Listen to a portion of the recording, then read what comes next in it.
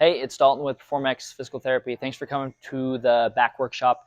We just wanted to go over a couple of the exercises that we covered in order to help most of back pains, as they often stem from hip movement or lack of hip movement. So we went over a couple joint exercises, a couple soft tissue exercises, and then also that last one in order to load those afterwards. So we'll start with the first one with that band. We're going to step inside of the hip, bring it as high as you can. Put tension on the band, and that banded leg is going to go forward. We'll forward bend, trying to fold in half as much as we can. And then we're going to come down into a runner stance, so bend both the knees, straighten the knees, drive the hips to the ceiling. The goal is to try to lock that knee out. We'll hold, come back down, and then we're going to repeat. And we'll do about 10 reps. After that, what we can do is for that rotation, that band stays high in the hip. We're going to come down onto all fours so that band pulls directly to the side of us. We want to make sure to get all the weight onto that left side or that banded leg. From here, we're going to kick that leg out, and then we'll start to sit back, and we should get a pressure and a stretch that starts to build up in that hip from that band and from that position. We'll rock out of it, maintain the pressure on it, but kick the leg a little bit further. Sink back in, hold, come back out. And we can repeat through that for about 10 or 15 reps. Should take a little bit over a minute. That last joint exercise that we did need a band, but we'll lie on the back. We're going to put the legs a little bit wider than the hips.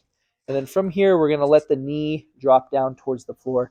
If you go far enough, your back and your hip is going to want to start to lift. Try to keep the back and the hip on the ground and just move the hip and the knee down, and you should get a nice stretch and a pressure that builds through the hip.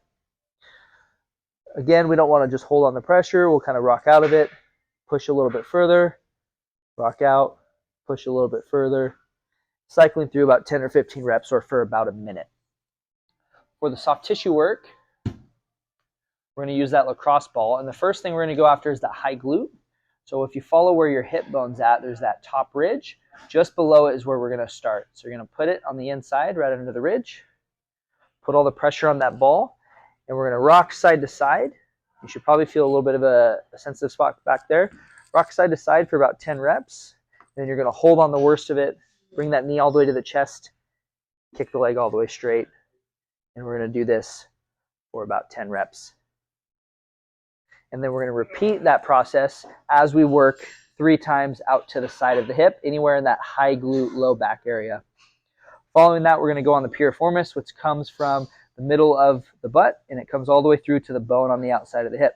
So we're going to put the ball right on the back of the butt, get all the pressure up on top of it, and again, we're going to kind of go side to side, and you'll notice some sensitivity back there. We'll do about 10.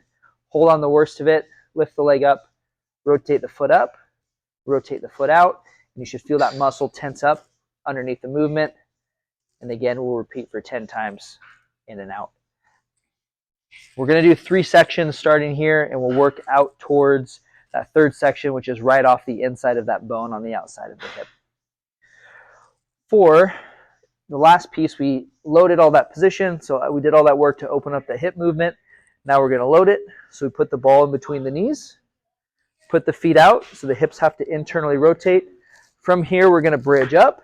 And what we really want is we don't want to stop here. We want to overextend, and that's going to force the glutes to contract to do that. We want the hips higher than the knees. We're going to come up here, and we're going to hold for a full minute, making sure the ball doesn't drop and getting the hips as high as we can so all the hamstrings and the glutes are contracted. Hold for a nice minute, come down, and that should help the mobility start to become more permanent over time. Do these exercises as a warm-up before your workouts, and it should help open up that movement and offload that back. So if you are having any back tension or back pains, this can help it improve.